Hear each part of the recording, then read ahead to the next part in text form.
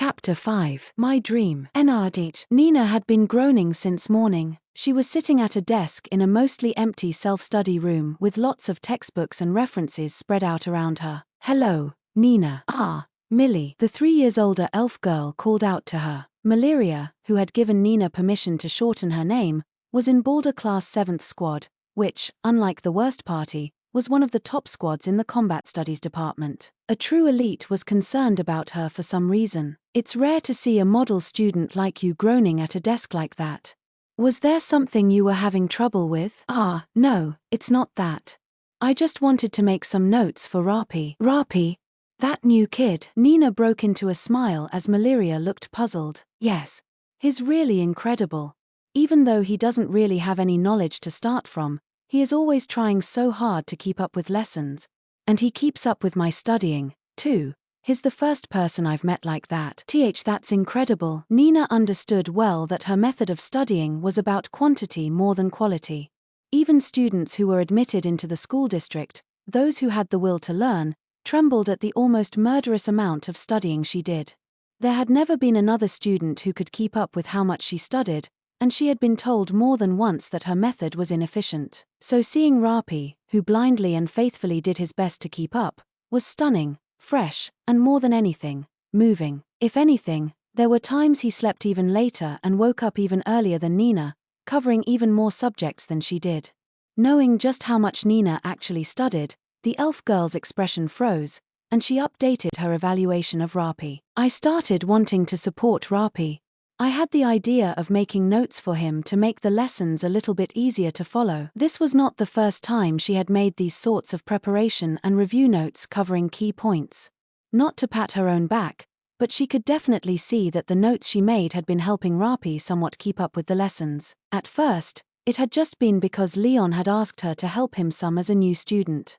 But now, knowing his character, she was proactively spending more time with him. It's a little different from just getting along with a normal friend, though. Maybe it was more like a set of gears aligning together. Whatever it was, though, Nina and Rapi had a good affinity for each other. "Also, I feel like he reminds me of father." His eyes were hard to see behind the hair, but the feeling when he smiled bashfully and the way he always hurried to try to help people were just like her beloved father. It wasn't just because of that, but Nina, who was naturally amiable and a bit of a busybody, had decided of her own volition to support Rapi. "What do you think of him, Millie?" "I don't really know him well enough to have much of an opinion. It hasn't even been 10 days since he enrolled." "That's right. It's only been that long. And yet he managed to bring everyone in the 3rd squad together." "The 3rd squad? The worst party.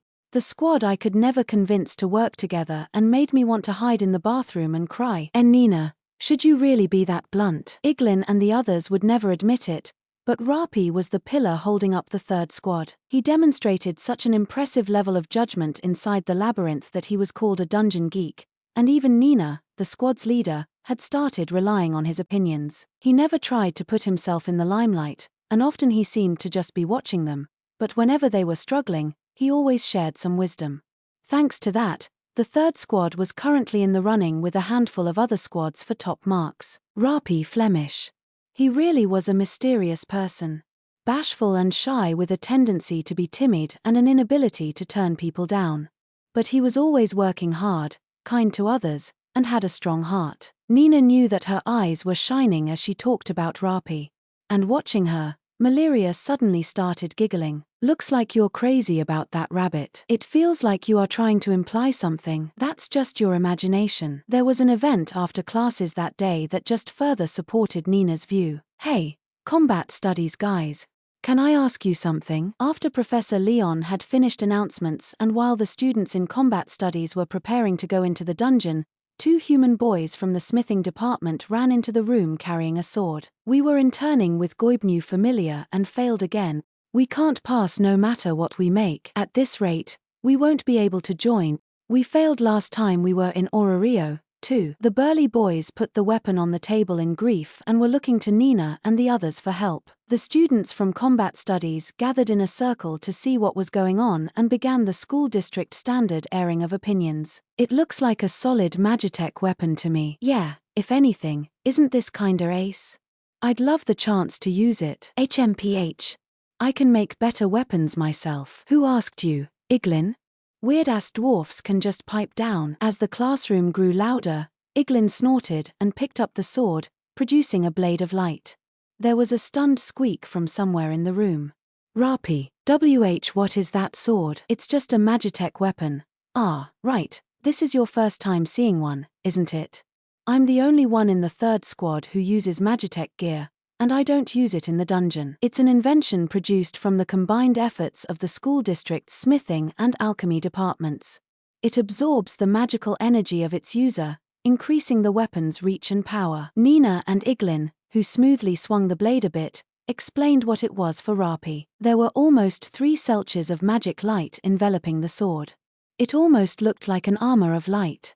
In addition to the weapon's natural strength, it also increased in power with the force of the magic power put into it. Rapi was speechless seeing his first Magitek weapon. There aren't many Magitek weapons going around in Orario, and I'm sure it's not worthless. It would even work just fine on dungeon monsters. But still, Lord Goibnu won't accept it, and he won't say anything about why. The combat studies students couldn't find an answer among themselves either as the smithing students grumbled. Rapi, was there something you wanted to say? Hey, your mouth is itching to say something, so just say it. You're my guardian beast, so have some confidence in yourself. For some reason, Chris's chest swelled with pride while Rapi struggled with whether to say something. Everyone's gazes turned to him, and he recoiled a bit before nervously beginning. This Magitek part is probably easily broken, right? Hey, watch your mouth, new kid. The instructors can all vouch for their strength. There hasn't been any Magitek gear broken during the dungeon practical this year. The smithing students glared at Rapi, hitting him with their complaints as he recoiled again. No, I didn't mean like that. He tried to put his thoughts together and carefully picked his words.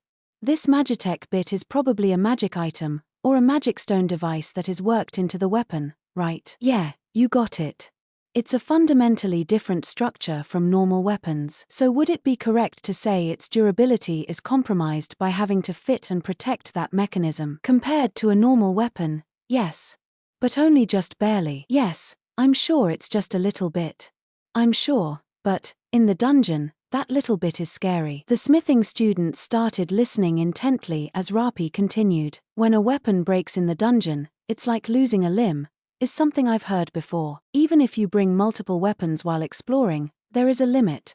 So I think Orario adventurers probably value weapons that can last longer. Orario's blacksmiths were almost universally highly skilled, and their weapons' durability and other abilities were all top class.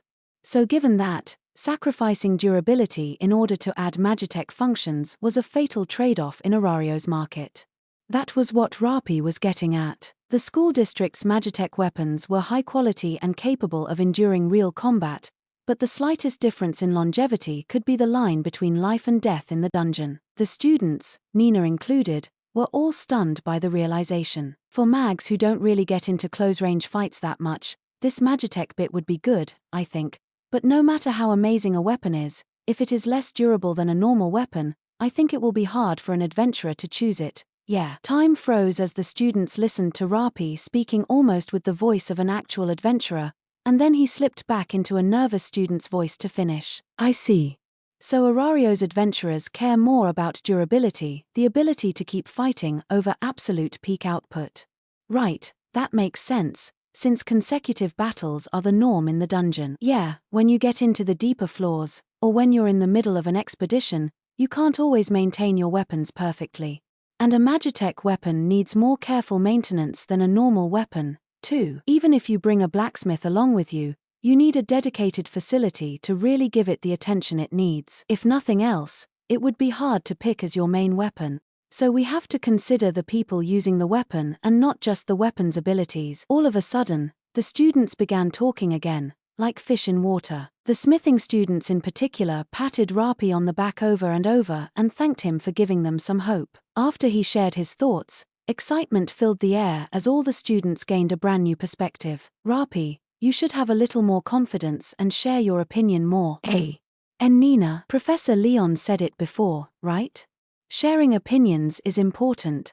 Thanks to you, we've all gotten just a little bit wiser.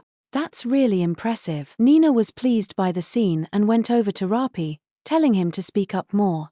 And the rest of the third squad was in agreement. If you mess up, we'll correct you as many times as we have to. Don't be afraid of mistakes. Yeah, this is the school district. Well done, Rapi. As expected of my guardian beast. My intelligence is going to start shooting up. With Iglin, Leggy, and Chris saying it too, the boy who had been stupefied at first nodded happily and said, "Oh okay." Rapi really is incredible. The excitement did not fade as Nina left the room with a smile on her face to change into her battle uniform for the dungeon practical. Even though he usually felt like a little brother who needed to be taken care of, there were times he would show a more reliable side, like a dependable older brother. That was Rapi's charm. And that was why Nina couldn't take her eyes off him. She often found herself looking for him, and when she saw him, her face would light up and she would run over to him. Sometimes I feel like an older sister watching a kid brother grow, and sometimes he feels like such a reliable older brother. Thinking back on how she was behaving, she had a bit of a bitter smile. Even though I can't say a single word to my real sister, her expression darkened as she left the schoolhouse, just in time to run into some friends. Nina. Going to the dungeon now? Ah, yes. Are you studying, Betty? That's right. Cramming for the exam. It was the three girls that Rapi had met on the first day. They were holding textbooks in their arms and looking exhausted as the real exam loomed before them. When their eyes met, the girls spoke up, as if making up their mind. Nina, you should take the guild exam with us. You worked so hard. It would be a waste not to. Why not come back to the education department? But I only got a C on the guild practice exam. My grades are even worse than yours. And 5 years ago, there was the miracle of Frot. She passed even though she got a Z on the practice exam. I'm sure you can do it, Nina. Her friends all encouraged her. Looking down, Nina forced herself to smile and apologized. I'm sorry, everyone. I've given up already. I'm in combat studies now. Good luck. With that, she left. She could feel the lonely gazes of her friends on her back as she turned at the next corner. Leaning against the wall in a deserted alley, she fought with all her might against the emotions filling her breast. I'm sure Rapi has already decided on the path he's going to take, she murmured quietly. Even though he had entered after her, he already had a goal, or maybe even a dream. And in that moment, that fact made her feel unbearably, hopelessly miserable. She looked up at a dazzlingly clear sky. But the beautiful blue had no answers for her. After coming back to the school district from Hestia Familia, the days went by swimmingly for me and the third squad. Thanks to experiencing both hard times and a sense of accomplishment together in the dungeon, everyone's awareness has increased. While on the ship, we work together on coordination, and in the dungeon, we progress at a solid pace, even managing to safely reach the 14th floor. I haven't probed too deeply into the issue with Nina that Professor Leon asked me to help with, but everyone in the squad is doing their best to work together now, at least. The morning of my 10th day of school life, the 7th day of the dungeon practical, arrives. Today's the day. Let's go to the 15th floor. The third squad is fired up to finally set foot onto the deepest floor that the school district has allowed for student exploration. No one has any arguments against Iglin's shout. Gathered in front of the school district's main entrance as it undergoes an overhaul in the giant dockyard, we all nod and set out for Orario. Passing through the southwest gate of the city like always, we go to the guild headquarters to take care of the paperwork. No one pushes Nina about her situation anymore as she waits outside the guild. We're just waiting for her to tell us more as we finish the paperwork for today. I see Miss Aina looking around at the students in the lobby, but I can't say anything to her right now. I feel bad for her as I go to the guild's big notice board. Any useful information? No, it's mostly just quests. Iglin leans on the backpack I'm carrying as he checks in with me. Rapi Flemish is currently the third squad supporter and resident dungeon geek, no combat ability whatsoever, but a useful source of information and insights. If I wanted to put it nicely, then I guess it's a position sort of like Lilith. Not that I would ever claim to be on her level. I make a point of checking the information for the floors 3 above and below our target floor at a minimum.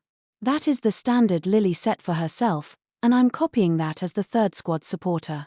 And while performing that routine check, I cock my head at something. What is it? Nothing.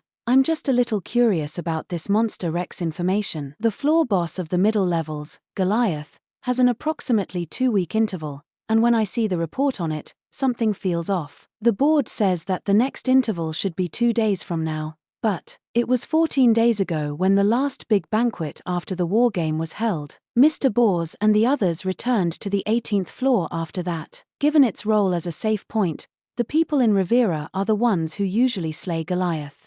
They should have taken care of it this time too, since pretty much every familiar left the dungeon and waited above ground until the Great Familiar War was over.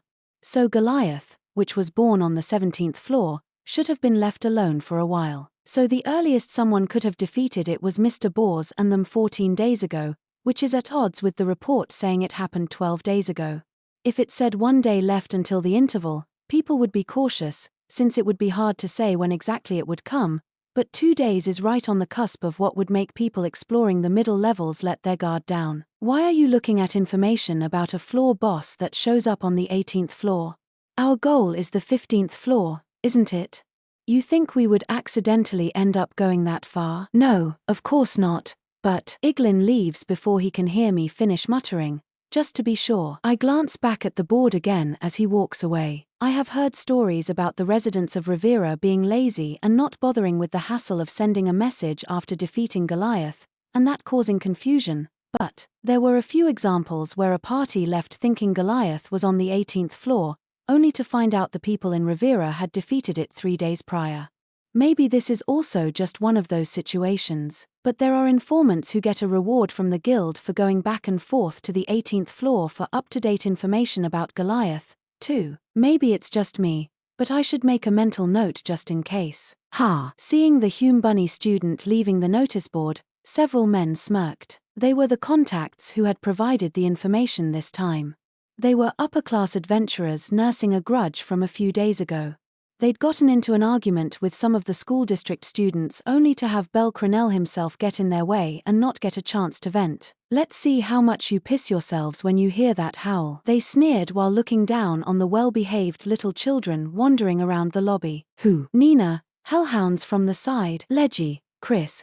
Don't let them get off a breath attack. Roger. Leave it to me. I'm carefully searching for enemies from behind Nina, and when my alert goes up, Third Squad responds fluidly. The pack of hellhounds coming from 3 o'clock is scrambled by a dark elf leaping off the walls and ceiling, and once they show an opening, Chris shoots across the ground, getting close and unleashing a big swipe with his body-length sword. The cheerful sound of monsters being split in 2 rings out as Iglin, who stayed on the main passage, breaks through with the support of Nina's magic blade. Ooh, Gigi. His hammer slams down, shattering 3 crystal mantises. Iglin's battle mode roar echoes in the cave labyrinth as we finish the combat without issue. All right.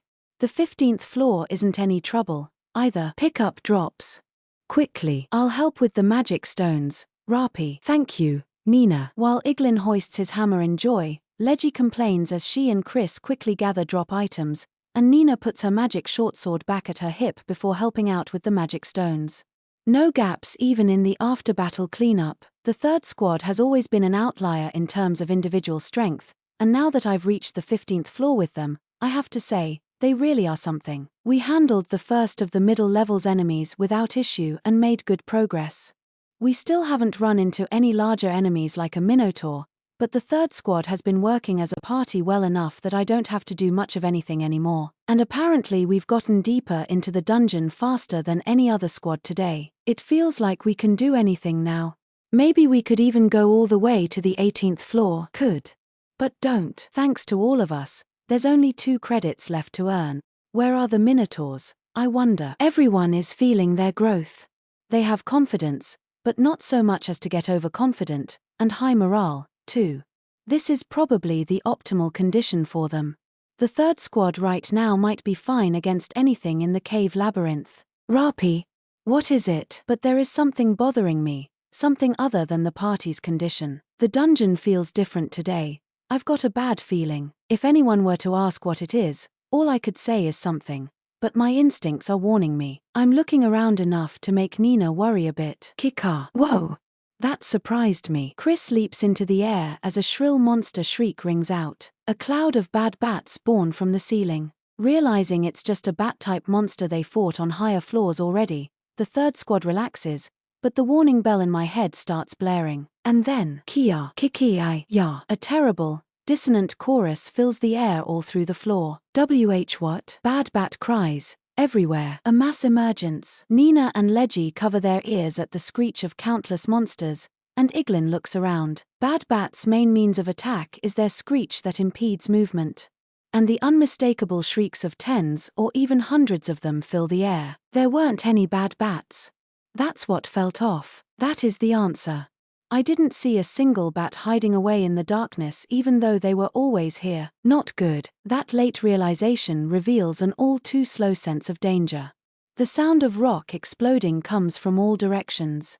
It's the sound of a monster being born, because the labyrinth gave birth to so many bad bats, not just from the walls but also from the ceiling. The 15th floor's equilibrium breaks, and the walls collapse. What? Woohoo? The ceiling above us is filled with holes from giving birth to so many bats, and it starts to fall, too. A ferocious hail of rubble starts tumbling down. All my nerves, all my senses as a level 5 first-tier adventurer scream out. I push Leji and Iglin forward, grab Nina and Chris under each arm, and leap out from under the collapse with all my might. There is a series of thunderclaps as the dungeon roars ferociously and the cave labyrinth shudders terrifyingly. Lady Hestia. The area around Central Park was lively. Just as Hestia noticed the mood while going about her job at the Jayaga Maru Kuan stand, Lily suddenly rushed over. It seems there was a cave-in in the dungeon's middle levels. It's covering a significant area and several of the school district students were also caught in it. A cave-in? Hestia shouted, forgetting she was still working. Ganesha Familiar and Loki Familiar, and also the school district, are quickly removing the rubble, but the situation is dangerous. What about Belle? Where is he right now? Lily grimaced, confirming the goddess's concerns. Ms. Liu already went to the guild to confirm the situation. The third squad, which Mr. Bell is part of, is currently on the 15th floor as part of their dungeon practical. Spinning around, Hestia looked toward the tower piercing the sky, and the dungeon that extended below it. The number of her blessings had not decreased. The worst had not happened to Belle. But Hestia's eyes wavered, and she couldn't help but say it. The 15th floor again. Belle. She experienced a powerful case of déjà vu. It's no good. We're blocked here, too. There's impatience in Iglin's voice as he grips his hammer. Even a dwarf, one of the people of the earth, can only throw up his hands at the mountain of rubble completely blocking the passage. The others all grow pale. Our current location is the 15th floor of the dungeon. Having somehow escaped the murderous shower of rocks, the third squad is at least all together, but we have a different problem. The massive collapse has blocked all routes back to the surface. We can't even use this detour. Checking the map of the middle floors I bought from the guild, I mark another red X using a blood feather made by Ms. Asfi I bought with my own money. The main route that we, or rather, every school district student used for coming and going is completely blocked by the rubble. The smaller paths radiating like blood vessels through the floor are all out, too. Every route back to the 14th floor has been sealed off. There are areas that have completely changed shape from the collapse, too, and it's dangerous even to hang around there to see what is happening. Most likely, there isn't a clear route back above ground, at least not currently, until adventurers with specialized gear for clearing the rubble make it down from the surface. There won't be a way back. Even now that I'm a first-tier adventurer, it's not hard to imagine the situation getting even worse if I use a full charge to bust my way through the rubble and cause a secondary collapse from the tremor. Without specialized knowledge, all I can do is destroy things, which isn't enough to get out of this situation. Just hoping that an instructor from the school district is conveniently on the 15th floor too, and that we just happen to meet up with them would be the worst plan. I'm worried if there is anyone else trapped besides us, and if possible, I'd like to help, but I can't drag Nina and the others around the whole floor in this situation when they're already tired. The third squad would run out of strength first if we tried that. If I want to search for other people who might have gotten caught up in this, it has to wait at least until I get them all to a safe place first. Rapi, is there any other route? There is just one more narrow passage to the southwest, but if this is blocked, then I think it probably is, too. Just moving around is going to tire us, so I would not really recommend checking there. That's even though it threatens to rob them of their hope, I answer Iglin honestly. I chose to give them an accurate assessment of the situation. We have no way out, and we're blocked on all sides, alone and without support. If I had noticed the lack of bad bats sooner, if I had just sensed the looming irregular, they wouldn't have had to go through this. I'm still not good enough. Ms. A's or Ms. Liu, Mr. Finn or Master, they all would have noticed the signs of danger immediately and led the party to a safe place. Even though I'm a first-tier adventurer, I'm still green and lacking in experience. I need to be more careful. I need to be more diligent. I need to sharpen my senses further. To protect myself and to protect my comrades. Engraving that regret and reflection in my heart, I immediately shift gears and look up. Just then, as a heavy silence fills the air, Nina, what do we do? Leggy asks. A. Decide our course. What is the party's plan of action? Leggy precisely and mercilessly asks the commander charged with leading the squad. Nina gulps, at a loss for how to answer. Thinking about it calmly, there are just two choices. Set up camp on the main route and wait for help from above ground, or pin our hopes on the other route Rapi mentioned. For me, I think I'd rather wait for help. Not because I'm trying to avoid the despair from trying to do something that doesn't work, though.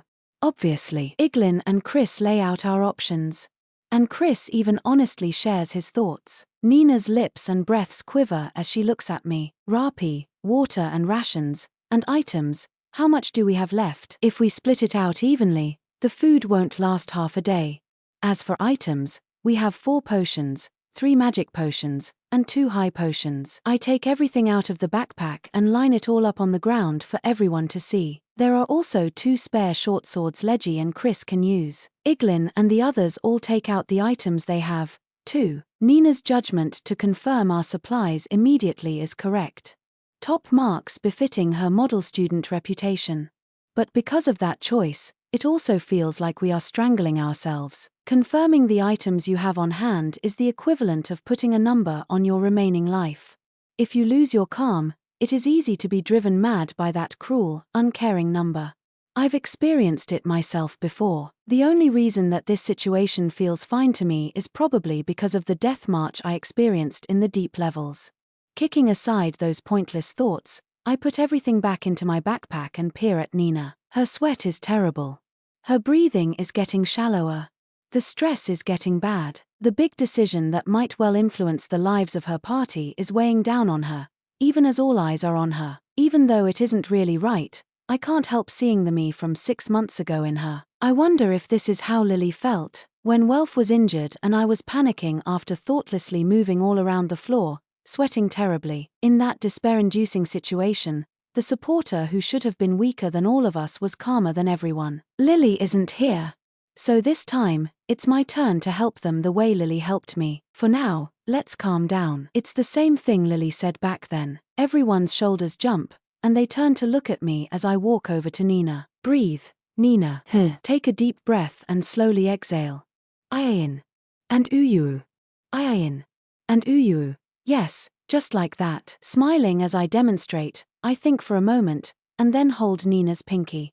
The good luck charm Ms. Liu did for me in the deep floors. Her hand freezes, and then the trembling stops and she lets the tension drain out. Meeting my gaze, Nina quietly breathes in and out several times, calming her breathing. I walk over to Iglin and hold out my hand, but he rejects me immediately, looking like he might gag. Leggy passes too, hiding her hands behind her back. Chris holds out both hands and says, I'll take it, so I hold his hands, too. It feels a little awkward, but it is a lot better than before. Everyone has relaxed a bit about our options. I think there is actually one more possibility. They all look surprised. There aren't any signs of monsters around us, so there is no need to be fully on guard for an attack for the moment. So without hurrying, remembering what Lily said here before, I give them another proposition. The route back to the higher floors is out of the question, I think. But there is also the option of intentionally going lower, to go to the 18th floor for safety. They're speechless in shock. The 18th floor is a safe point where monsters aren't born from the walls. There's even an adventurer town there, so if we can make it that far, we'll be safe. Of course, everyone immediately raises their disagreement and questions. Wait a minute, Rapi. This is the 15th floor. Even the super ultra amazing me would be exhausted going another 3 whole floors. There are pitfalls. If we find one of the many pitfalls in the middle floors, we can jump down into the next floor in one sweep. What about the floor boss? Its home is the 17th floor. If the information on the guild board today is right, then there are still 2 more days left until its interval is up. Do you have a map, Rapi? Mim. I have maps covering up to the 18th floor. I answer Chris's concern, Reg's question, and Nina's follow-up without hesitation. As if remembering me checking the board back in the guild headquarters, Iglin looks dazed as he asks, Did you know this was going to happen? I didn't know. But I wanted to be ready. Just in case something happened, because that's what the most amazing supporter I know is like. Smiling awkwardly, I spread out the maps of the 16th and 17th floors for them to see. Lily always carries a full backpack and does everything to prepare us adventurers. When it was decided I would be the supporter for the 3rd squad, I used her as my model. That was really all it was. So I proudly talk about the most amazing supporter I know. As everyone inhales sharply, I look to Nina. Nina, it will be fine, whatever you choose. The 3rd squad is strong. So whichever path you take, I'm sure we will make it back to the surface. I smile at her, and her emerald eyes widen. I just gave her a little push, but the decision is for her and for the rest of the squad to make. It feels like something I shouldn't be choosing for them. That isn't Rapi's role right now. There is a reason for me being here. Not as a familiar's leader, and not as a first-tier adventurer, but as Rapi Flemish. It isn't because I think I have the capacity to guide people. But now that I'm level 5, I can't afford to just keep running only for myself like I have until now. The field of view Ms. Liu was talking about. That shared perspective and influence. The transmission of the light of hope. Lord Hermes, Lord Balder, and Professor Leon wanted to teach me that through the school district, didn't they? That's how it feels right now. Her long brown hair shudders. The lock of jade hair indicating her noble blood, too. Clutching her rod in both hands as if hugging it to her chest, she forcefully looks up. Let's keep going. Iglin and the others look surprised, and I smile, just standing around. That wouldn't be like us at all. Hearing that, this time, Iglin and Chris smile, too. And I'm sure Leggy is too, behind her mask. All right, let's freaking do this. The 18th floor. This is payback for everyone who made fun of us. We'll retract the ignominy of the worst party. My legend is going to be even brighter now. And Iglin, you don't retract ignominy, you expunge it. That's rare. Chris being the straight man, that's a good omen. As usual, they all have their own different reactions, but their intentions at least are united. Seeing that, Nina breaks into a smile. I nod too when she looks at me. Our choice is adventure. The 3rd squad sets out for the 18th floor. Ori, this is bad. The people coming back said there's no getting through from the 15th floor. Adventurers with some experience'll just make for the 18th floor, and I'm sure those school district brats will, too. How many people are gonna be in trouble cause of us faking the report on Goliath? That's not our fault. We just wanted to scare him a bit. Who knew this would happen? Leon glanced at Babel towering before him, hearing some adventurers talking about something suspicious, but knowing that there was no point in dealing with them now. To think that students would be trapped in the dungeon like this. Central Park was in chaos. While adventurers from various familiars and instructors from the school district were all running around, he stood there with a platinum armor chest piece. On his back was a great long sword. He walked toward the White Tower, lamenting the ill timing for an incident to have happened today, on the day he was away from observation duty in the dungeon. Even I can't just chalk this up as another instance of Aoharu. Please, Leon, save the children who must make the most of their youth. I cannot make any promises when the situation is this dire, but I shall do everything in my power, Lady Idun. The goddess smiled with faith in the absolute strength of the man who answered her plea with a knightly vow, and then shared everything she knew. Currently, Balder Class 7th Squad and 3rd Squad are still inside the dungeon. The 7th are an elite group, so they should be fine, but the worst party is a concern. Idun was not a goddess of battle or fate, and she did not hide her unease. But in response to her concerns, Leon simply smiled. Regarding that, I can say with confidence that you need not worry. Oh. And as he readied his powerful legs, before he raced off, he said, since he is with the 3rd squad. Oh. Outer my wa! Iglin met the larger liger fang blocking the way head-on with his hammer. The ulmioj following it and the dungeon worm popping out of a hole in the ground were slashed repeatedly by the dark elf with her twin blades and the prum with his two-handed sword. Keep going, everyone. Nina unleashed a slashing blade of wind from her magic sword before swiftly using her healing magic. Her support from the back lines breathed new life into the three vanguards. Her decisions had been spot on after she had been entrusted with actual command. In a situation where stamina and mind could not be wasted, she was carefully towing the line before activating her magic, supporting the three on the front lines at all times. After the painful experience on the 12th floor, the party's healer had taken to bringing a magic blade with her, and she quickly began growing into her natural leadership potential. The pressure from monsters has increased since we dropped down to the 16th floor. We had to move Leggy up to the front line, so our backs are against the wall now, which just made it all the clearer to her that this was both the critical juncture and a terrible predicament. They were long past the amount of time they had originally planned to spend in the dungeon. They were breaking their personal best for consecutive battles over and over again, testing their limits and experiencing the dungeon's true initiation, just as so many other upper-class adventurers had before them. Their stamina was depleting. And not the sort of stamina that could be recovered with magic. Pushing their minds to the limit over the course of repeated fights, they were starting to lose focus.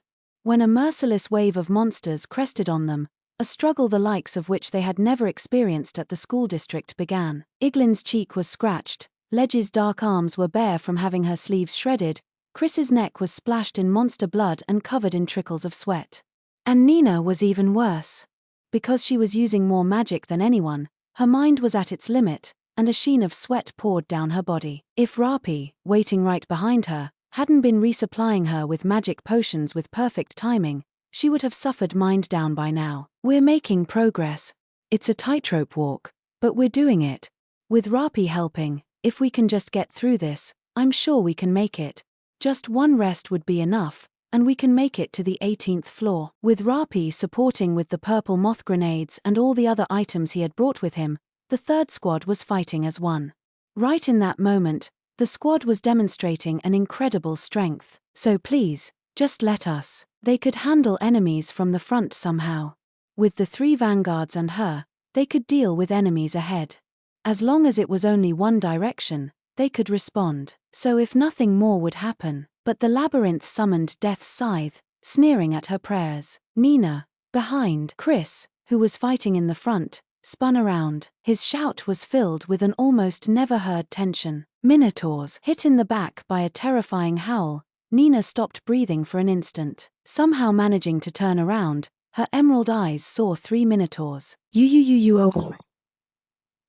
Now of all times, they faced their first encounter with minotaurs, which unleashed a howl that threatened to paralyze them. Nina shuddered and held out her magic sword. And that was the end. Having reached its limit, cracks ran through the green blade as it shattered audibly. Nina froze. Chris and the others were speechless. The worst possible pincer, as if it had been planned all along. The three vanguards had their hands full with the monster in front of them. Trying to help her would mean death. And so the first prey of the minotaurs would be none other than the supporter at the back. The powerless rabbit boy without any fighting strength. Despair cracked opened its wide jaw. The dungeon roared in laughter. As Iglin, Leggy, and Chris's hearts began to crumble in the moment of failure, Nina screamed out, "Run, Rapi!" The boy had only one answer for her cry. "It's okay." He slipped his arms from the straps of the backpack. "I'll manage somehow." The big backpack fell to the ground with a thud. He fluidly drew two spare short swords, one in either hand. And he became like the wind. As time slowed for Nina, she saw it. The minotaur swinging its massive arm down at its prey, and just before it landed, the boy blurred. In an instant, with a teleportation that she could only imagine was her eyes deceiving her, the boy appeared right inside the minotaur's range, and his right arm became a silver flash. Boom! An unbelievable crash. A thrust like a cannon going off landed in the minotaur's chest. And then it exploded. The shadow didn't stop there. As a cloud of ash scattered, the figure accelerated. It closed in on the two monsters that froze with the loss of their comrade. This time, as he whizzed by, His left arm became a flash of silver. An out-thrust sword pierced its target in the chest, and another explosion rocked the room. Oh!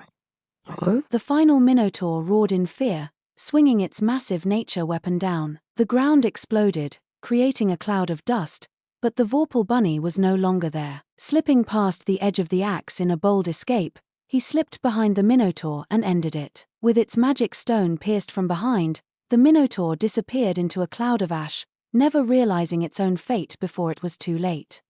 It was over in an instant. It had been so fast, so overwhelming, that they couldn't comprehend it. No one could even grasp just how strong the boy was. The labyrinth that had been laughing moments earlier had fallen silent. Nina, Iglin, Leggy, Chris, the other monster, too. As the half-elf girl's lips trembled and let out a single sound, the first to come back to life was the dark elf girl, who quickly slaughtered the remaining monster. This time, the combat really was over. Who? The next moment, Iglin shouted as he ran over to the Hume bunny boy. What the hell was that? I just tried aiming for the magic stone. Those movements weren't level 1. That is, actually, I just leveled up. Why didn't you tell us? I am sorry. Leggy and Chris joined too, surrounding Rapi, who, though he had held back to avoid revealing himself, all his abilities were massively boosted because of his Slayer skill, which had made everything much more powerful against these particular enemies, apologized profusely. Nina stood there slack-jawed until she regained her senses and raced over, running her hands over Rapi's body, almost hugging him. Hey, are you all right, Rapi? You're not injured, are you? Are you really okay? I am okay, Nina. More importantly, let's take a rest. We need to recover and then keep moving. While the onslaught of monsters has stopped, the third squad all looked unconvinced, but the situation right now was an emergency. What he was saying was very much right, and their judgment was being impacted by exhaustion, so they just dropped the topic and took a short rest. Using items, quickly recovering, they set out again. With Chris taking the lead, using his scouting abilities to check their surroundings, they carefully advanced as fast as they could. Fortunately, they were able to find a hole in the ground before long, and the third squad quickly reached the 17th floor. There's a lot about this I don't really like, but with this, we can make it to the 18th floor, and if Rapi can fight, we don't have to worry about the back as much. We haven't run into many monsters here, either. The goddesses of fortune are smiling on us. More than anything, though it hadn't been planned, Rapi's feet had lit a fire under the third squad. Even in this predicament, they had a tailwind boosting them, and their morale had increased. They only had a couple sparse encounters that they were able to charge through without slowing down, continuing forward until they reached the big passage that was the key route through the 17th floor. Rapi, the path. Leggy called out. All we have to do now is follow the path deeper into the floor. Rapi spread out the map in both hands and answered frankly. The third squad's faces lit up with hope. Nina clutched her rod. We can make it. We can do it. Yeah, with this, we can make it.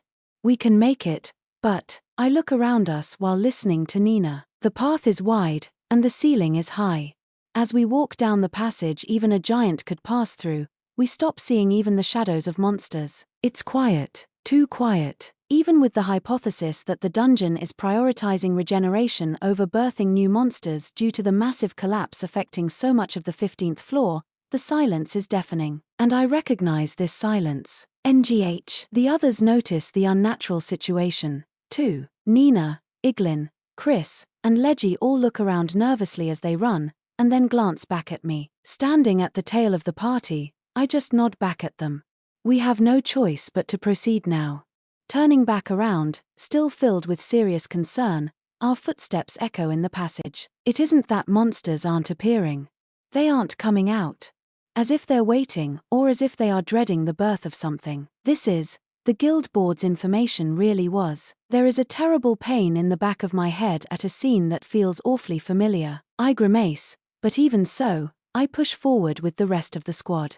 Because of the silence, everyone's breathing resounds in the passage. The stones kicked by boots clatter, disappearing into the quiet darkness. A chill strikes the squad. Chris in the lead starts running faster, giving in to the disquieting air. Nina and the others accelerate to match speed, telling themselves that they can make it as long as the silence holds, just like a certain rookie passing through here did half a year ago. And then, this is the Great Wall of Sorrows. We reach a massive room. The walls and ceiling are made of an enormous, twisted rock, but the wall on the left alone is different. Leji and Iglin are speechless. That beautiful, smooth, unblemished wall, the root of adventurers' sorrows. Don't stop, Chris. Forward, I start to say, but this time, truly ready to crush the party. Crack. It happens. That noise. Nina and the others turn. A giant crack appears, running vertically through the wall like a lightning bolt. Run. Urged on by my shout, they all dash. We cut through the massive room, but the cruel cry of the shattering wall is faster. The crumbling noise accelerates. Their faces grow pale as the noise assaults their ears. The wheezing, painful, groaning creaks become a thunderous torrent and a cry of destruction. The next instant, it is born with a terrible crash. Goliath, the monster Rex, the gigantic baby that was just born, notices the sickly pale students below it and lets out an ear-splitting roar. The giant runs with a loud shout. Its tree-trunk-sized legs break the ground with each step, causing tremendous quakes. Churiyui. Iglin's panicky shout rings out. Bursting into sweat as they wring out the last of their strength, everyone begins sprinting at full speed. Goliath is in fierce pursuit, just like 6 months ago. A rerun of the deadly chase, but this time, my mind at least is calm. Just run, the by-the-book approach. Counterattacking is out of the question. The party's safety is the top priority. Even if I dropped the limitation of hiding my identity, the only real choice I have is avoiding a fight with the monster Rex. My level is higher than it now, but fighting a floor boss is different from fighting a normal monster. I could make any number of mistakes. And even if I hang back as a rearguard, it would be moot if third squad runs into danger later because they don't have me. This isn't the time for an adventure. Risk should be avoided as much as possible. Judging the distance between the giant staring me down at the back of the party, I continually calculate the leeway I have as the distance closes. Nina and the others race like their lives depend on it, because they do, putting as much distance between themselves and the massive, murderous pressure closing in on us as they can. Abandoning all thoughts, fear, and exhaustion, they just focus on the exit in front of us. But then, caught in a tremor, a single prum topples over. Chris. Chris's face twists in fear. Despair grips the others. Without hesitation, I drop my backpack. Hiya! Go, everyone! Without slowing down, I pick up his small body. Carrying Chris in my arms, I shout at the other three, who froze for just a second. Stunned, the third squad faces forward again and pushes themselves to the limit. Holding Chris, who is bright red as he clings to me, I kick off the stone floor. 2. Run! Run! Roo! Iglin's desperate shout is drowned out by the terrible noise of the giant, and as I run at the back of the party, I have to make the terrible decision. We won't make it. That pause was fatal. Goliath's attack is going to erupt before we can make it into the connecting passage. My arms are full. I can't cast Firebolt. I blundered. Oh, there is a big breeze from behind. The giant has swung its arm up over its head. The blow that will shatter everything is coming. I can hear the desperation in Nina's, Iglin's, and Leji's breathing. They can't even look back anymore. Chris's eyes are screwed up tight, and he's clinging to my battle uniform as if he can't bear it. So I use the brief moment when no one can sense it and let out a little chime. 1 second's charge. The pure white light enchanting my right leg. Before the iron hammer of destruction unleashed overhead can kill me, I slam my right foot down on the ground. Fly. It explodes. My explosive acceleration cracks the ground, filling the distance between us and the passage that is too far to reach. Slamming into Iglin's back, I push him, Nina, and Leji forward just as the destructive blow lands right behind us. The wave of destruction, the violent blast of air barrels into the passage at the end of the floor. We fly. A repeat of that crash into the narrow cave that I didn't really want to remember. Kai-ah! Rappy-I. Holding Chris tight to my chest even as he lets out a girlish scream, the world spins 2, 3 times. We roll along with Nina, Iglin, and Leji, deeper and deeper into the cavern. The shock falls on all sides, from all angles, but this time I remain conscious, sliding down the gentle slope at a terrible speed, until finally, shooting out of the exit, The third squad is thrown sliding across the ground before finally skidding to a stop. Tears well up in Nina's eyes as she splays out facing up. Iglin is curled up, hugging and kissing the ground, and Leggy is vacantly staring, her cute face visible after losing her mask in the chaos. And finally, I wince from the pain in my back while setting Chris down. The prom, who is even smaller than Lily, is unconscious. It's noon, I guess. My eyes narrow at the light pouring down from above. Standing up, as if drawn by the light, I see the broad field of green before us and the crystal mums growing from the ceiling. The under resort. 10 minutes later, after I divide the last potion between everyone, third squad finally starts to move again. What do you mean we can't stay at a lodge? Back in gentleman mode, Iglin's angry voice echoes through the wood and crystal-lined streets. Standing across from him, unshaken by the stern-faced dwarven menace, despite being a student, is the one-eyed leader of the in-town. What place in the world allows boarders who can't pay?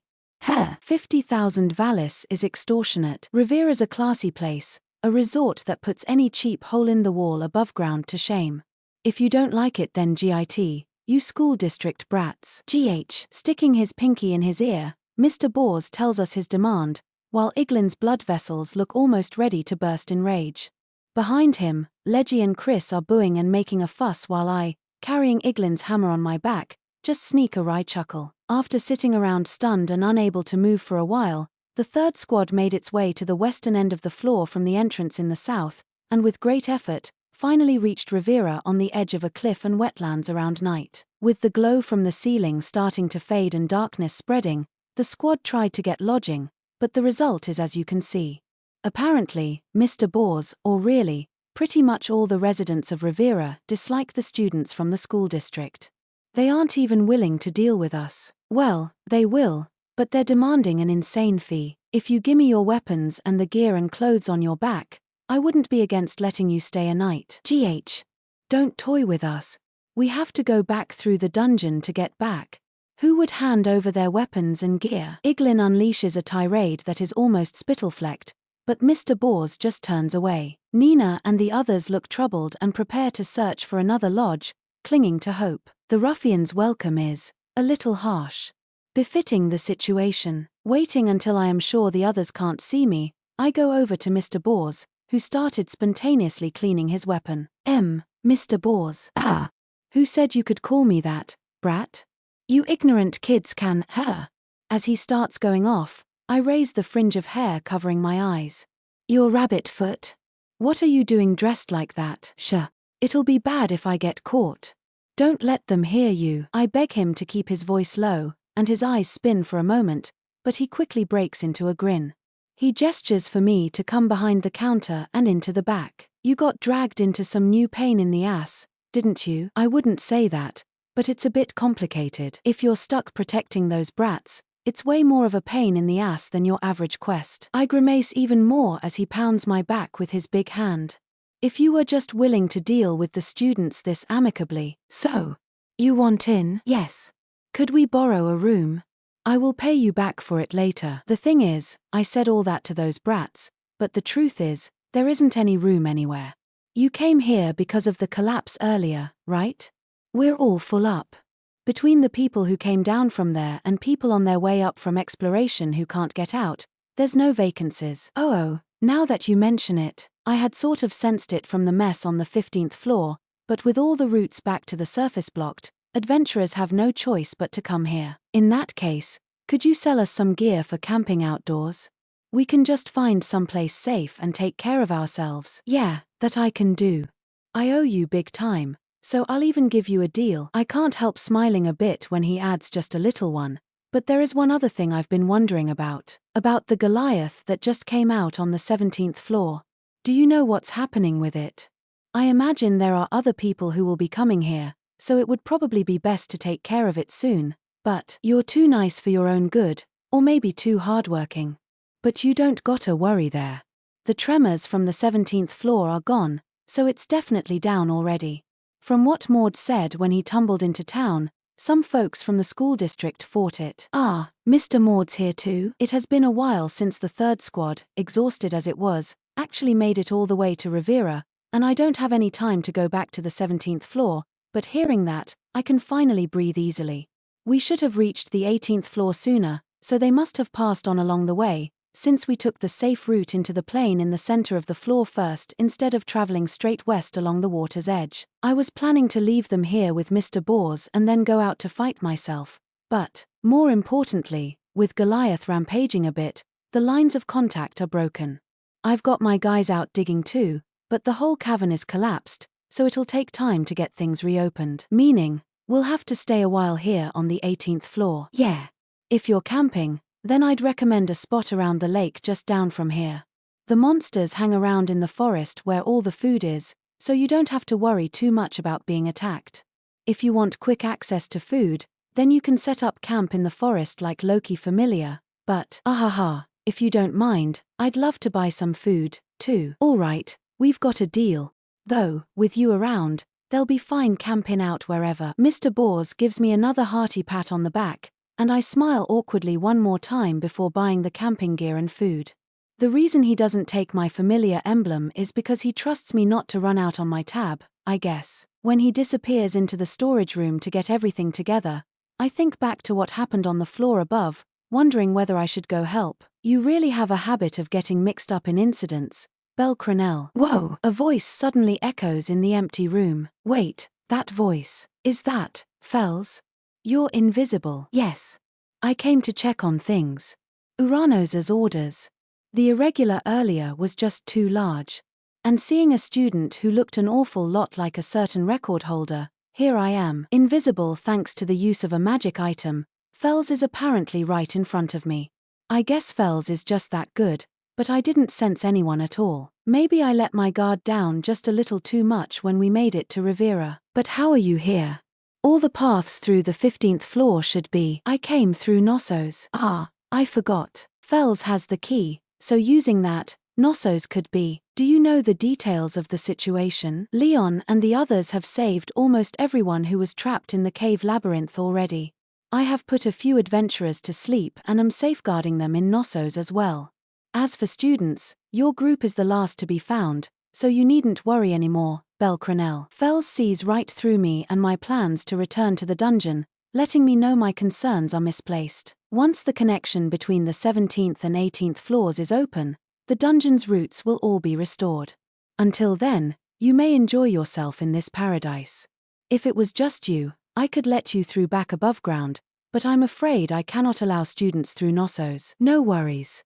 Thank you very much, Fells. Right after that, kept you waiting. Mr. Bors comes back in. Pardon me, Fells says in a whisper and moves away as I take the food and camping gear and leave the inn. Enjoy myself in this paradise. For now, I should find Nina and the others. Is this really okay, Rapi? All this gear, it's fine. He was willing to lend it to us once I explained the situation. I smile and fib a little as Nina looks at me in concern. Like Mr. Bors suggested, we set up 2 simple tents on the bank of the lake. It goes much easier this time with my experience from camping out during the expedition. The pseudo-sky has gotten nice and dark overhead, and the crystal stars are glittering. Taking a deep breath and looking at the illusory dungeon night sky, Nina lowers her eyes. If that's true, then I'm glad. But you're really saving us at every turn. With her long face, it feels like she's seen through my lie, and my heart skips a beat. Nina. Rap 3. My ultra-spectacular dinner is ready. Then Chris suddenly calls out from the campfire where the others are taking care of dinner. I feel bad, but I quickly use the opportunity to escape this conversation and head toward the fire. We're camping on the crescent shore at the northern edge of the lake. The tents are on the border between the shore and the plains, and the campfire is nearer to the lake's edge, which is where the other 3 are waiting. Still, though, you're really incredible, Rapi, Iglin says earnestly. Hey. What? Where did that come from? Using the food Mr. Bors shared with us, dinner is a simple risotto, a warm egg soup, and a block of portable rations to fill our stomachs. As we sit around the fire, for some reason, everyone is looking at me. We're used to camping out from fieldwork and combat volunteer deployments, but you're so good at dealing with stuff, and you even managed to get some things out of that nasty adventurer. Incredible. Is there a trick to negotiations? Leggy nods too, and Chris excitedly leans forward, expecting something great. I struggle with how to explain the situation and end up making a pathetic excuse. Just keep asking, I guess. What's that supposed to mean? Iglin looks exasperated, but Chris just laughs. I can definitely see Rapi doing that. Finally, once we finish eating, as if moving on to the main topic, you said you want to be an adventurer, right? Iglin asks. So have you decided on your path? WHYR, I can't help it. It's annoying, but you're incredible, even though you're just a supporter. I just have to know. I'm a little stunned, but with him looking so earnestly at me, I'm at a loss for how to respond. To think he would ever ask me something like this. Does that mean he's acknowledged us as being a real party? But I don't want to be an adventurer. I actually am an adventurer. If I were really a student right now, I would probably still say Hestia Familia, but I can't afford to be caught, either, so after struggling with it for a few moments, I answer with the next familiar I could see myself considering joining. Loki Familia, I guess. I think Nina's ears prick up at that, but Iglin just keeps going without picking up on it. I guess that makes sense if you want to be an adventurer. I've heard their admission rates are insanely low, but I've got a feeling you can make it. If they don't take you, then they must be blind. Thanks. My cheeks start to heat up a bit at that surprisingly strong compliment. I'm on the verge of collapsing into a fidgety mess, so I quickly try to shift the topic. What about you, Iglin? Have you decided your path? I'm going to be a blacksmith. Hey. Even though you're in combat studies, my voice cracks hysterically as Iglin proudly explains his logic. Right now, the greatest blacksmith in the mortal realm is Tsubaki Colebrand. It's something that Master Smith once said. You have to be able to go down into the deep levels to test your weapons. So I'm working on my smithing skills while learning how the people who will use my weapons see things, all while aiming to become a master smith. Ms. Tsubaki, take responsibility for what you said. Then, what about you, Leggy? Assassin. Not really knowing how to respond to Iglin, I shift the topic to Leggy, but she just offers another answer that is even harder to react to. I'm waiting for a high elf. A dark one. An amazing high elf who'll destroy the white elves. Hey. That's why I didn't make friends. I want to be powerful, by myself. But it wasn't enough for the dungeon. I realized strength in numbers. It's so obvious. So, thank you, Rapi, everyone. Leggy. Now, I want to train soldiers. If I trust in the language deciphering capabilities I've refined while dealing with Mr. Hegney, then Leggy wants to be an assassin because she wishes for the restoration of a dark high elf who will defeat the white elves, who are overwhelmingly superior in number. I don't know how she ended up entering the school district, but even though she originally wanted the strength to fight alone, during her time in the dungeon, she's learned how brittle fighting alone can be. So now she wants to become an instructor who trains soldiers, is what I think she's saying. I'm going to be an imperial knight. I'll change our land from the inside, cleansing what has rotted away under the rule of colonizers, restoring the name of Cormac and the lost pride of Ulster. Chris, chiming in confidently even though no one asked, is the one with the most level-headed yet grand goal, and though it's a bit rude to think this, I'm definitely surprised to hear that coming from him. I'm going to restore the glory of my people's proudest band of knights. I'll be more amazing than even braver. And more than Mr. Finn? That's a little. I can do it. Because I'm a prum who's made it to level 2 already. And, well, if Braver insists, I guess I could join Loki Familiar.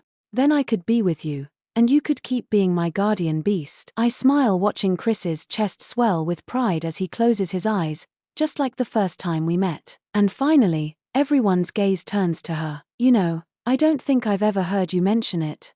What are you aiming for, Nina? Nina's response as she looks down at the cup of soup still in her hands is silence. After a few moments, she looks up and flashes a lonely smile. Nothing, really. Silence fills the air. Out of all of us, she alone seems lost. Exactly 10 minutes. 10 minutes since Iglin and I were on guard when the next shift came and I took a nap. Compared to the 5-minute rest in the deep floors, 10 minutes here on the tranquil 18th floor is luxurious. My thoughts are clear again, as if the muddy slog from before has been washed away. Physically, I'm really that exhausted to begin with. That's just part of being level 5 now. I slip out of the tent, careful not to wake up Iglin, who is sleeping soundly, and see a single girl sitting in front of the fire. Nina. Rapi. We just changed lookouts a few minutes ago. I just couldn't really sleep. Where is Chris? In our tent. He kept blinking and looked sleepy, so I told him to rest. The 2 tents should theoretically be split between boys and girls, but, well, I guess it's okay if it's Chris. Nina's long, brown hair sways as she turns back around and stares out at the lake in front of her. After asking for permission, I sit down next to her, leaving a little bit of space between us. Nina, did something happen? Earlier, you seemed not exactly in high spirits. She doesn't answer. The girl who was so bright and cheerful and kind to everyone at the school district is just quietly, coldly staring out at the lake. If you have something bothering you, I can listen. You've helped me so much all this time. Working up my courage, I push in. And also, I tell her that I want to repay her. After not moving since I sat down, Nina slumps her head. It looks almost like she is burying her face in her lap, but then, her one jade lock of hair trembles, and she slowly looks up. I just can't find a dream. I turn in surprise and see Nina still looking forward, smiling. A weak, delicate smile that might crumble and fade any moment. I think everyone who enrolls at the school district has some sort of worry or anxiety. Not knowing what they want to be, not knowing their future, but the school district lets those students see all sorts of dreams. Dreams, meme. So many countries, cultures, jobs, research, the shape of the world. And as students discover the goals they want to achieve, they begin to leave. The word dream echoes in my ear as Nina murmurs softly. So, maybe it is just hard for people who enrolled without any real reason. The smile on her lips looks terribly self-deprecating. I have an older sister. That woman at the guild headquarters, meme. Her name is Aina. My wonderful sister. I know, though for now I pretend not to. I'm not the only one who thinks so, either. Everyone is proud of her. And now, there is clearly a shadow in her smile. I can't remember a time before she was enrolled at the school district. I never got a chance to see her face or hear her voice. So that day in the guild was my first time meeting her. But I already knew she was amazing. Everyone in our hometown always said so. She's so smart, she's so bright. Whenever I heard those stories, I was always so proud of her, as if her achievements were my own. Father and mother, too, they were always so proud of her. Does she know what her face looks like right now? Does she have the courage to peer into the water and see for herself? Our mother is frail. My sister went to the school district for mother, and for father, who is always working so hard to take care of mother. To get a good job. My sister might not have had a dream, but she did at least have a proper goal. And I didn't. The reason I enrolled in the school district is because she did. Because I just thought I should follow the path that she took. That's all I was thinking when I took the exam for the school district. My eyes widen. Nina confesses that she's simply been following in Miss Aina's footsteps. Coming here so casually, enrolling, and trudging along all this time, I regret it. Hearing her say she regrets it stuns me. As passionate about studying and as hardworking as she is, has Nina been suffering all this time? Do you know the first course I took, Rapi? I don't. Sorry. Theological synthesis. That's the subject she advised me against when I was picking my courses, because my sister passed it, and everyone praised her for it. So I tried it, too. I thought, surely I can do it, but I was wrong. That wasn't true at all. I couldn't understand anything.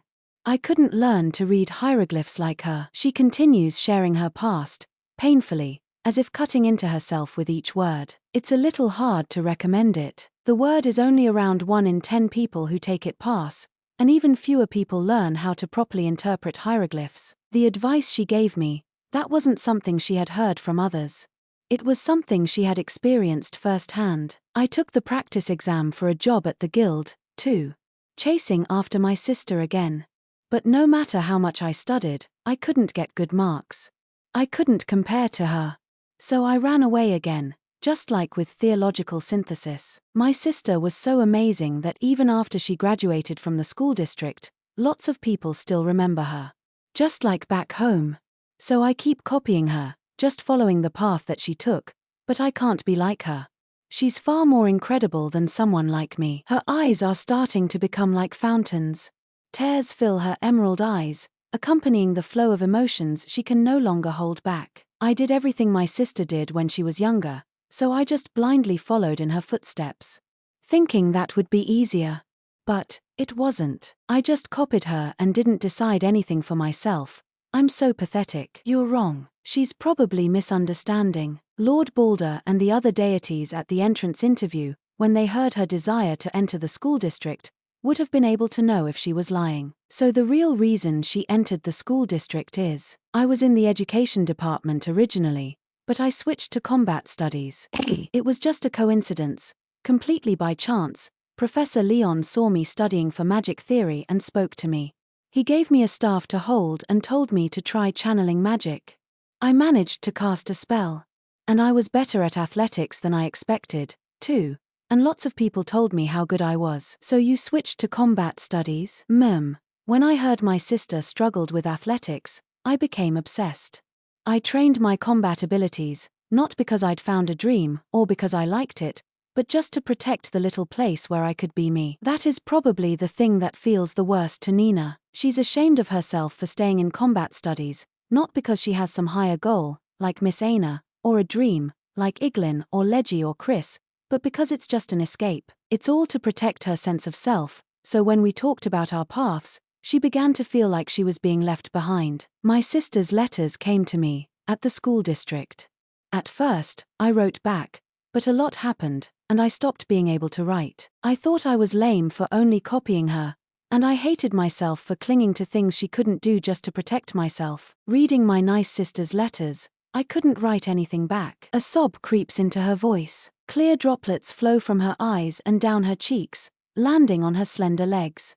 Burying her face in her lap, her shoulders tremble and her fingers clutch her arms. Venting everything that she has been holding in all this time, she cries. I don't say anything. I can't sidle close to her, and I can't hold her shoulders or wipe away her tears. I don't have an older brother. I don't have any siblings. Gramps was my only family. I can't sympathize. I can't even begin to understand the anxiety and pain she is feeling. But, ugh. Taking my overshirt off, I put the battered battle uniform over her shoulders. Just so she doesn't get any colder. The surface of the lake is rippling, as if a breeze is blowing.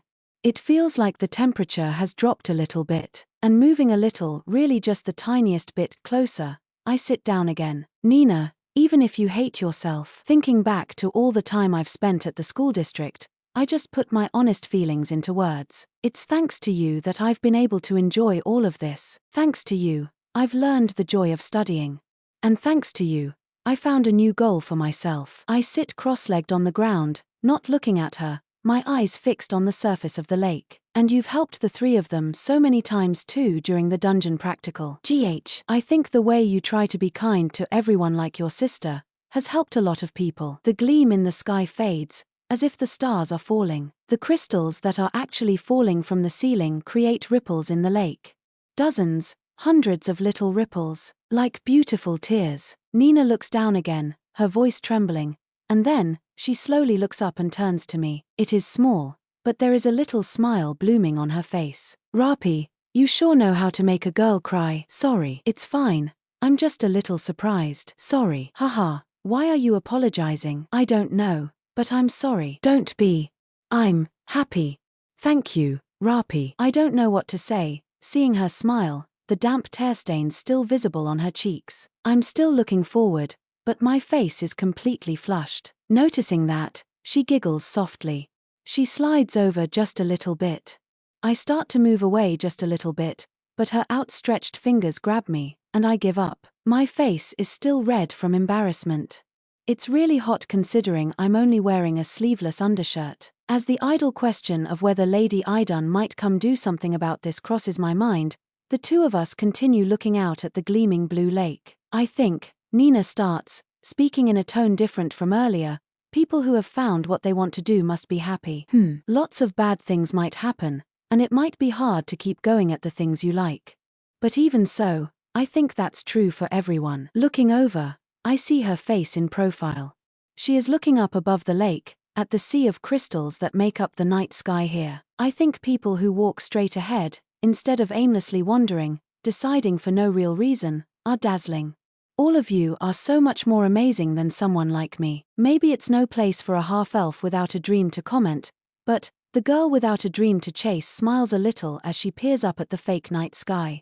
But even so, I think people with dreams are happy and cool. To me, She looks almost sad, or maybe, hollow. Following her gaze, my eyes narrow as I stare at the sky, fake, but beautiful nonetheless. The next morning, the blue crystals in the ceiling start to shine and brighten, emitting light that resembles early morning above ground. After Nina drifted off to sleep, lying down with her head on my lap, I stood watch by myself. I kept the fire going all night so she wouldn't get cold. Aoharu, Aoharu. Leji comes out of her tent, walking over to us, speaking Idanese with a flat expression. My eyes glaze over as I decide to match the greeting. Hey, Leji.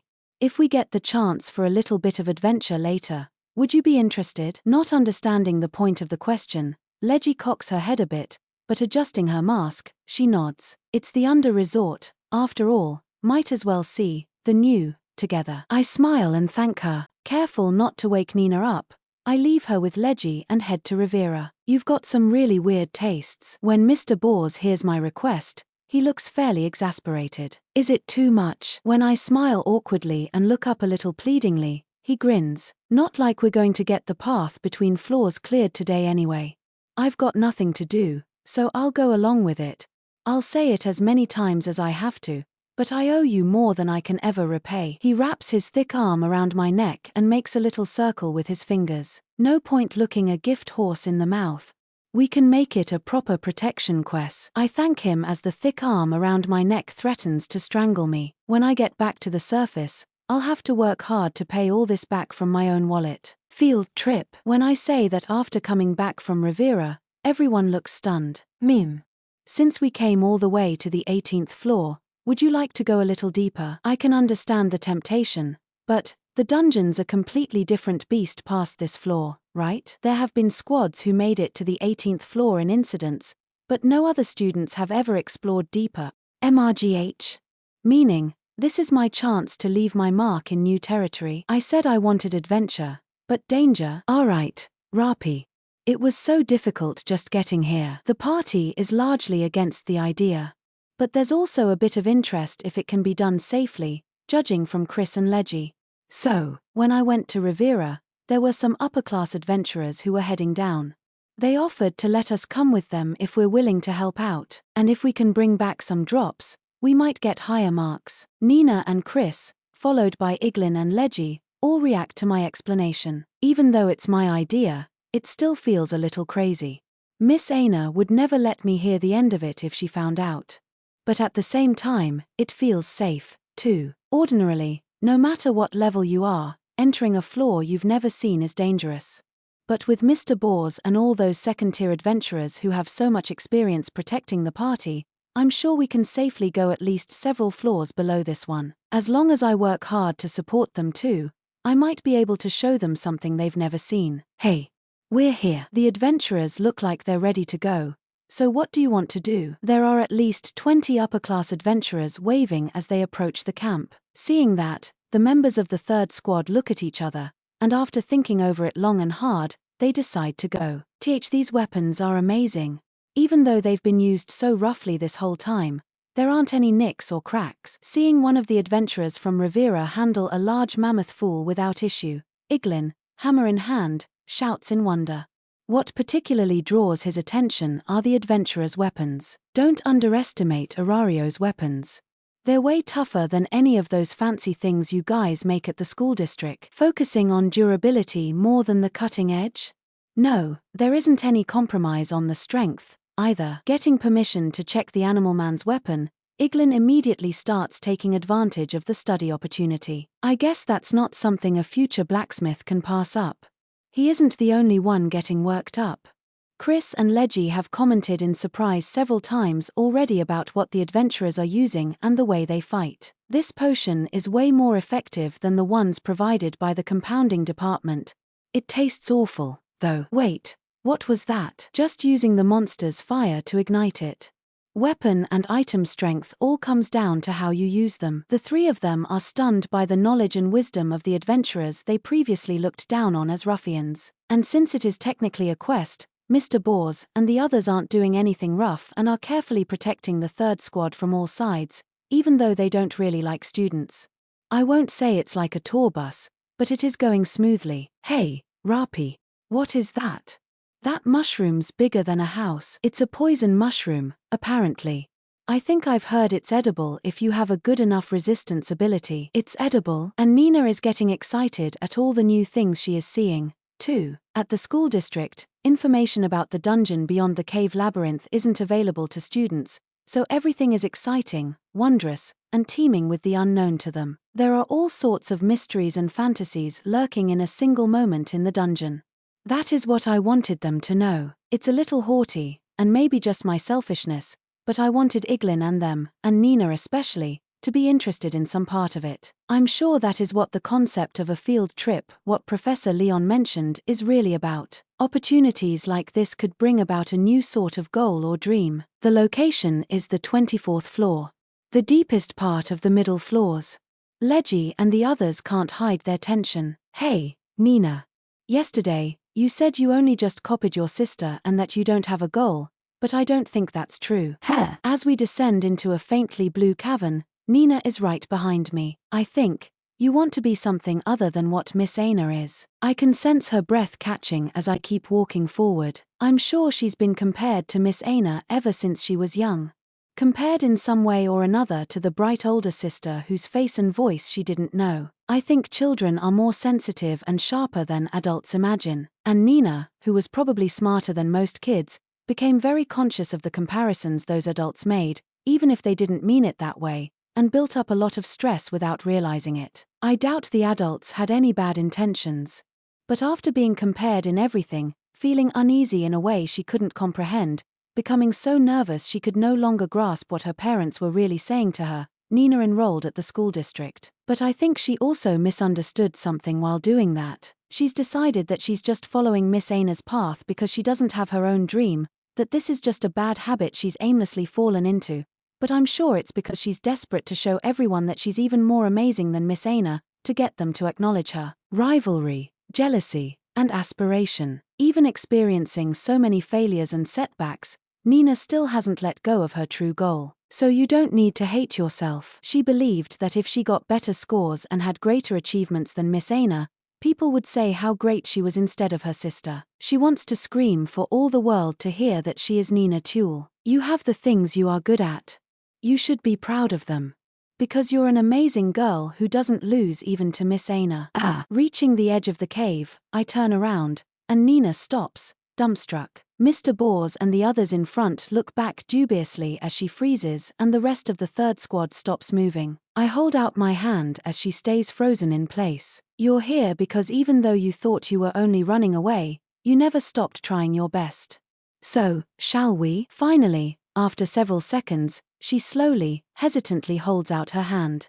Taking it, I lead her out of the cave. What appears before us is the Great Falls, the largest waterfall in the dungeon. This is amazing. Woohoo. Wow. Iglin, Chris, and Leggy were all full of excitement. And Nina's eyes shot wide open too. She was awed by the sublime sight. The gem-like falls extended through so many floors, it looked like it might pass through the entire world.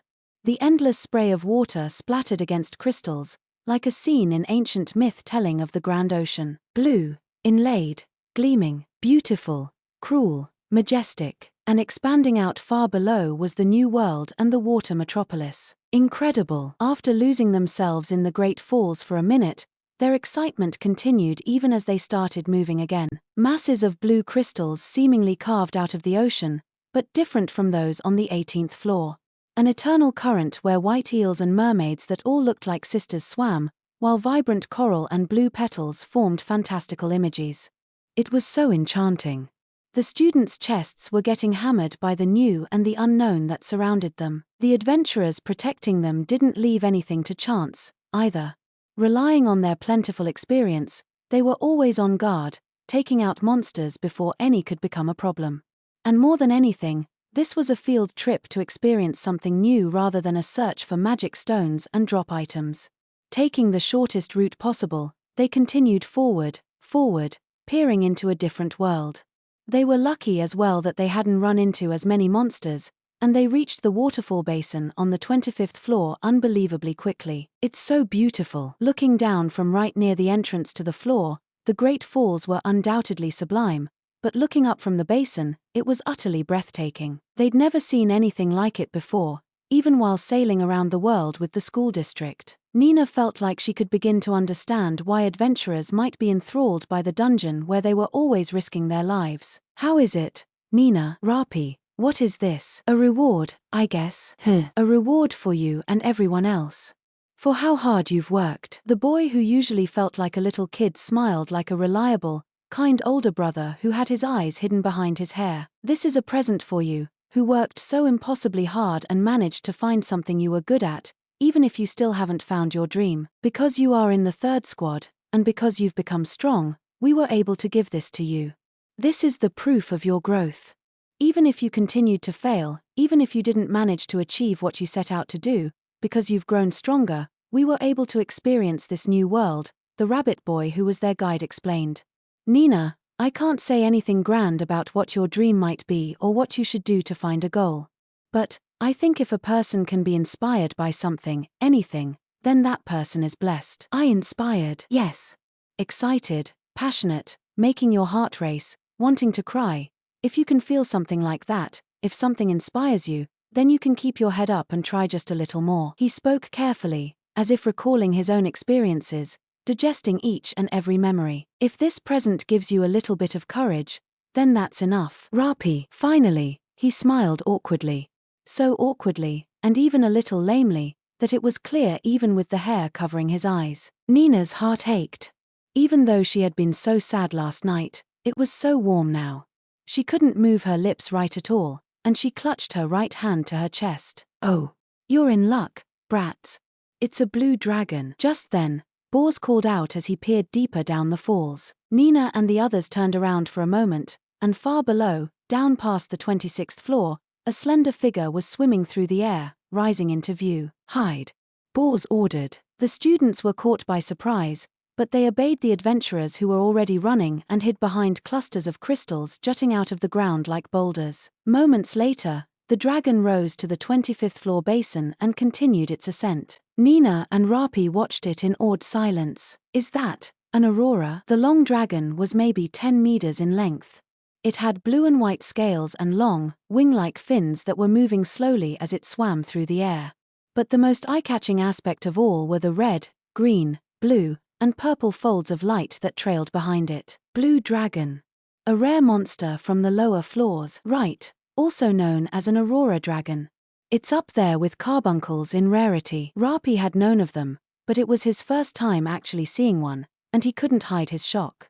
Hiding behind the same cluster, Bors grinned. It went without saying that Nina, Iglin, and the students' eyes were locked on it, but even some of the upper-class adventurers were staring. Seeing the aurora and the sublime Great Falls together was more beautiful than any scene in the world.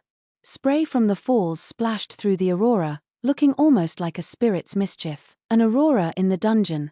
I can't believe it, Iglin murmured in awe. Supposedly, the animal person next to him explained that dragon shits magic power out its tail there, which refracts the light from the crystals in this floor, and that's what creates that pretty thing. Terrible explanation. But even so, it is captivatingly beautiful. The description sapped Ledger's excitement, but Chris's eyes were still gleaming as he described the thrill he felt in a whisper. The way it floated through the air, seemingly free from the bounds of gravity, resembled Voltimeria, a rare monster from the 27th floor, but its elegance was incomparable.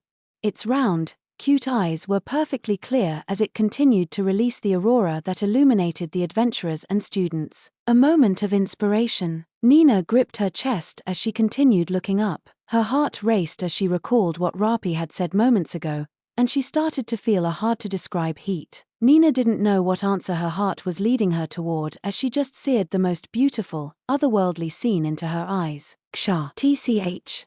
Whoa! Monster.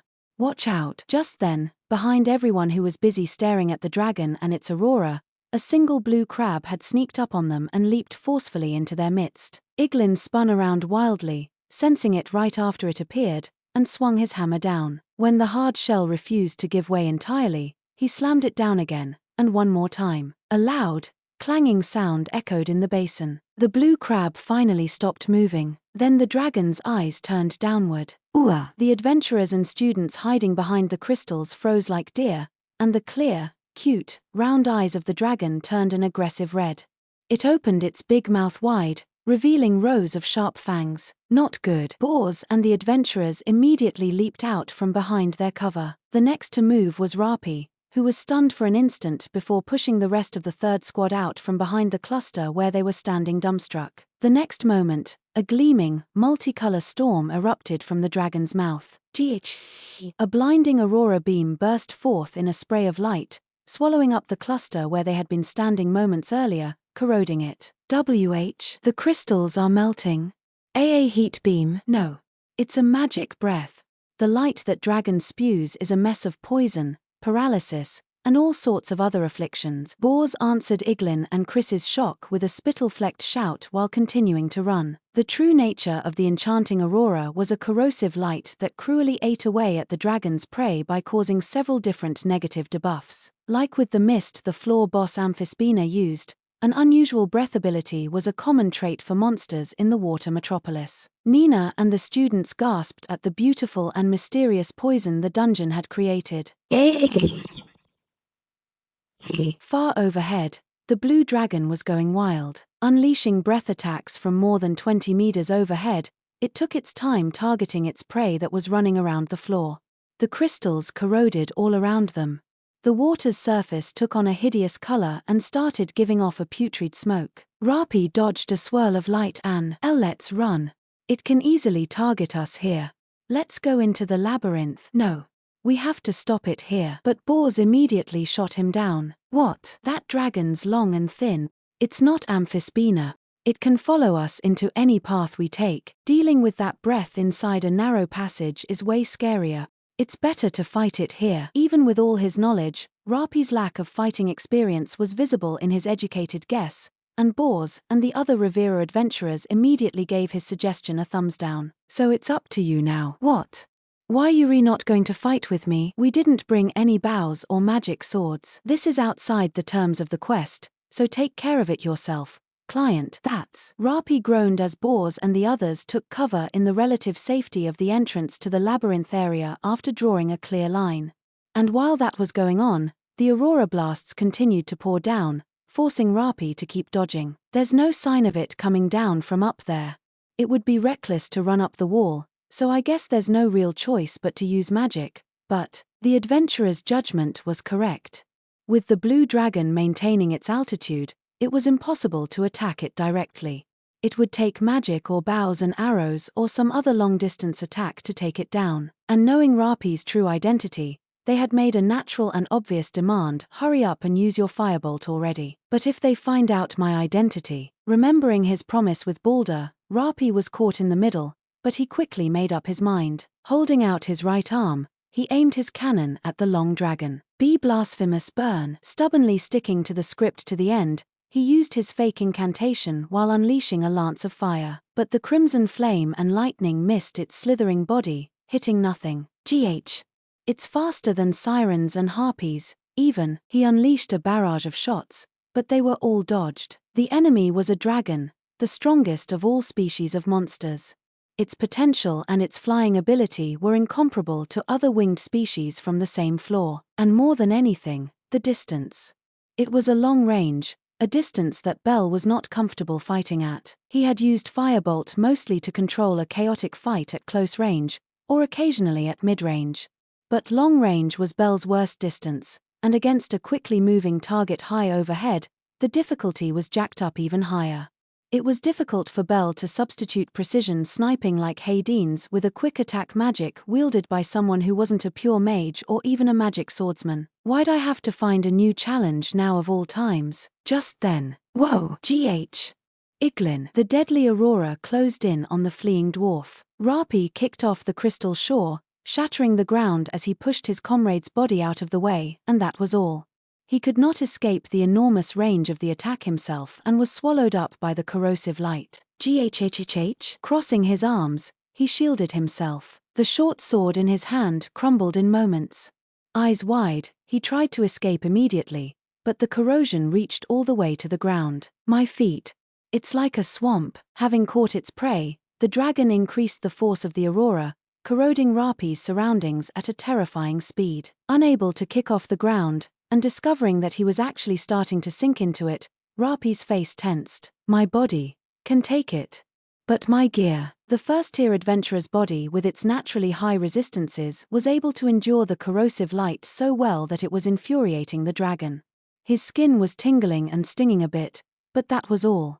On the other hand, the short sword and the battle uniform on his back were both starting to rot away. An unexpected struggle in just the lower floors. In the dungeon, the unknown was a threat to adventurers regardless of level. Rapi, Nina cried out, barely able to see the shadow of a person in the swirl of light. Sitting on the ground where he had been pushed, Iglin turned pale, and Leggy and Chris blanched, too. They started to rush out immediately, but their arms were grabbed by heavy hands. Wait. Don't go out there. If it's Rabbi, that Rapi kid, he'll be fine. How could he be fine? Let me go. Let me go. Bors and the others stopped Nina and blocked Iglin and the others. The ruffians were still keeping to the letter of the quest, protect the students, and managed to hold the struggling girl back. They had grasped it. They saw the first-tier adventurer's aim was a test of wills. But Nina had not. Of course not. She didn't know the first-tier adventurer that even these adventurers acknowledged.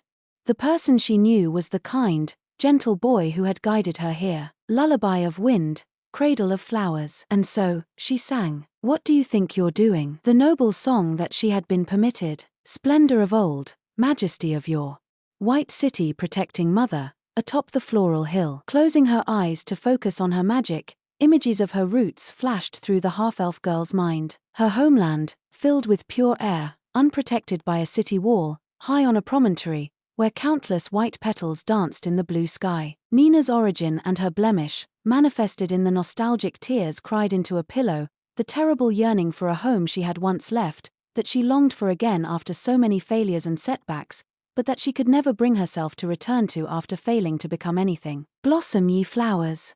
Blossom for this seed that cannot bloom. Sing, O light, to illuminate the noble traveler. The girl who could not write her own future, jealous of the travelers, yearning to be like them, came to at least pray that their journeys be fortunate. So as not to turn her back on the nobility in her veins, she never hesitated to devote herself to others. Unfulfilled and unable to discover a dream, she entrusted her maddening emotions in others, subconsciously using others. The shallow girl's wish was a foolishly gentle elf song. Noble blue. Purest white. Purify my asthma, and here bequeath a laurel. And in all that shallow, foolish devotion, she had met him.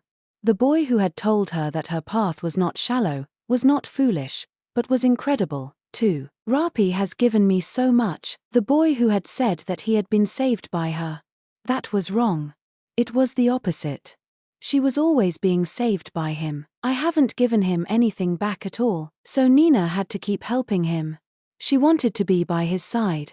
She wanted to teach him so much more, to be taught so much more. That was Nina's wish. Wooer. Nina, feeling the growing magic power and fearful of an ignis fatuus, Bors immediately let Nina's arm go. Chris was astounded seeing her sublime figure, more gallant than ever before as she held out her staff. The next instant, she started running. Bloom, second sacred mount. Attempting the spell she had only just learned, she raced to the light, even now eating away at the boy. She braved danger out of a simple wish to save him. As she was about to plunge into the light, at the last moment, she finished casting. My name is Alf. Her single lock of jade hair gleamed with magic power, and she unleashed her spell. Labyrinth-even. A field of white flowers forced the sinister Aurora back. Standing in the stunned gaze of the long dragon and blocking the similarly shocked boy, a domain of dancing white feathers, or perhaps pure white petals, burst into being.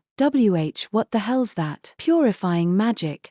Nina's barrier that can cure everything. Bors was taken aback while Chris and the other students leaned forward excitedly. Labyrinth-even.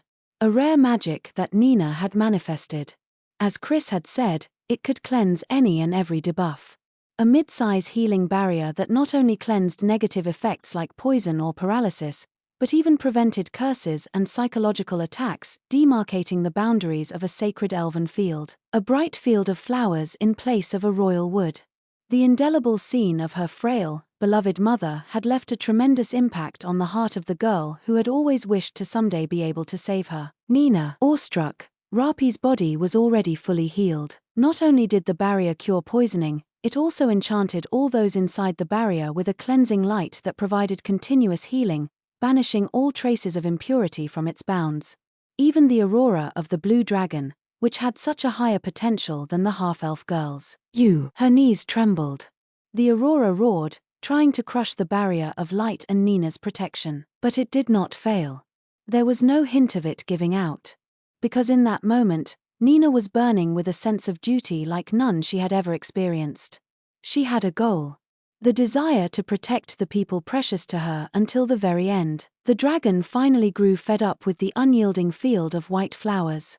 Stopping its aurora breath, it quickly descended, intent on crushing it directly with its fangs. Nina's eyes widened. Her Lagriel Crisheim had no way to prevent direct physical and magic attacks. Just as she was about to clench her emerald eyes shut, a slender arm supported her back as she started tilting. "Thank you, Nina." Grateful to the half-elf girl who had lent her support in the test of wills he had set up, the boy stepped forward himself this time. What he drew from his hip was the black knife he always kept close at hand. The moment the fangs were right in front of his eyes, he deflected them with a tremendous slash, protecting Nina, whose eyes widened in shock. Then the boy grabbed on to the dragon's long body. Not letting go as the aurora dragon quickly ascended, he held on to a fin, climbing toward the dragon's head. Nina seared the sight into her eyes, the boy rising through the air while the dragon created a terrifying, beautiful aurora in its wake, and the stunning waterfall and towering crystals in the background. It was a mysterious, fantastical scene, almost like a page taken out of a heroic epic. It made her heart flutter. "Nina, we cannot answer to your troubles." Professor Leon had once told her this. When she had been at her limit and struggling hopelessly with the environment of the school district, that was the moment he had recommended combat studies to her. What Leon had told her then was to never stop questioning. Leon and Balder and the others would never give her the simple answer she desperately wanted. They refused to tell her what to do, what she should set her sights on. Even though she would have been able to stop feeling the way she did and just blindly pursue whatever they suggested if they had only said the word. The instructors at the school district would not turn Nina into a puppet. "If I were to give you any advice, Nina, when the time comes, be honest." That was all he had told her, as if praying that the right moment would come someday. When your heart is trembling uncontrollably, that is the moment when you've found your dream. Her dream lit a heroic flame, firebolt. While the dragon was trying to shake him off, Rapi leaped out above its head, firing a scarlet blaze into the black knife. Suddenly, the sound of a loud bell rang out. Particles of white light gathered, and an enormous wreath of flames clung to the divine blade. The dragon recoiled from the blazing light, unleashing a final aurora blast from its mouth. A 4-second charge, letting his body fall naturally. The adventurer faced the dragon's breath head-on as he unleashed his attack. Argo Vesta, a crimson slash. The sacred flame slash swallowed up the aurora before blasting the dragon into oblivion. Looking up, Nina and the others averted their eyes at the blinding flash and the explosion's blast. The floor trembled, and even the great falls seemed to groan in terror. There was a rustle as a rain of grey particles filled the air. The dragon's corpse had been turned to ash as the boy splashed down into the basin at the bottom of the falls. Seeing that, Nina sprinted over. Bors and Iglin and everyone else gathered too, cheering. "Rapi, Nina, are you all right?" Wiping his face, his clothes a mess, the first thing out of the boy's mouth was still concern for others, and Nina really should have been upset at him. But just right now, in this one moment, she listened to the ringing in her heart. That smile, that kindness, that dream. Nina's heart was trembling, and so she said it without hesitation. "I want to become an adventurer." She shouted it while standing right in front of the stunned boy. "I want to see all sorts of new things by your side." Her tongue had slipped a surprising amount. It wasn't just Rapi. All of the third squad, and even Bors and the adventurers froze, staring at the half-elf girl. But before she realized what she was saying, her face turned bright red. Because of the aurora, the boy's clothes, gear, and magic items were completely worn out. And so, the top of the boy's head, the wig he was wearing, slipped to the ground with a thud. This time, trading places with the boy, the girl's eyes widened in surprise. The red eyes that had been hidden behind that hair this whole time were revealed. The long rabbit ears disappeared too, revealing hair like virgin snow, shining in the waterfall's spray. Rapi, or rather, Belle, froze. The third squad stopped mid-motion. Boars and the adventurers from Rivera just shrugged, and then the next second, there was a thunderous shout. What?